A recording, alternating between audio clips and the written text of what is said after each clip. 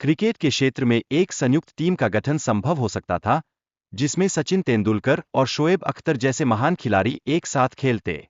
इसी तरह संगीत के क्षेत्र में भी दोनों देशों के संगीतकारों के बीच सहयोग से एक नई धारा का निर्माण संभव था।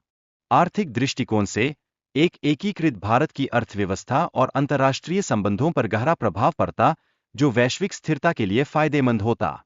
हालांकि सावरकर ने 1937 में भारत को दो जातियों में बांटने का विचार पेश किया और कहा कि हिंदू और मुस्लिम अलग अलग राष्ट्र हैं। 1946 में मुस्लिम लीग ने सीधी कार्रवाई का आह्वान किया, जिसके परिणामस्वरूप बड़े पैमाने पर हिंसा हुई, जिसमें 4000 से अधिक लोग मारे गए। कई नेता जैसे नेहरू और गांधी ने विभाजन का विरोध किया, लेकिन अंततः कांग्रेस को राजनीतिक दबाव के कारण विभाजन स्वीकार करना पड़ा।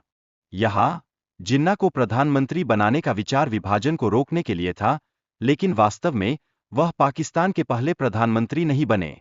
गांधी द्वारा जिन्ना को मनाने की संभावना सबसे सरल थी।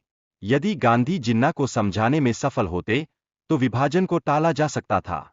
ब्रिटिश सरकार में बदलाव ने विभाजन की स्थिति को प्रभावित किया।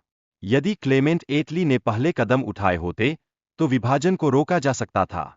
संयुक्त भारत में जातीय एकीकरण की नीतियों की आवश्यकता होती, जिससे विभिन्न धार्मिक समुदायों के बीच समरसता बढ़ती और सामूहिक पहचान बनती। यदि भारत एकजुट रहता, तो बांग्लादेश के निर्माण की आवश्यकता नहीं होती, जिससे लाखों लोगों की जानें भी बचाई जा सकती थीं। इसके अतिरिक्त अगर भारत एक शक्तिशाली राष्ट्र होता, तो अफगानिस्तान की स्थिति में भी बदलाव आता, जिससे आतंकवाद और क्षेत्रीय तनाव में कमी आ सकती थी। यदि युद्ध नहीं होते, तो रक्षा पर होने वाला भारी खर्च शिक्षा, स्वास्थ्य और बुनियादी ढांचे में निवेश किया जा सकता था।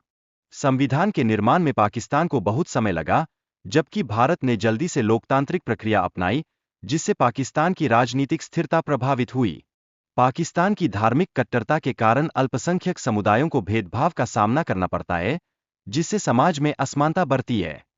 राष्ट्रों के पुनः एकीकरण की प्रक्रिया सरल नहीं है, इसे चरणबद्ध तरीके से करना होगा।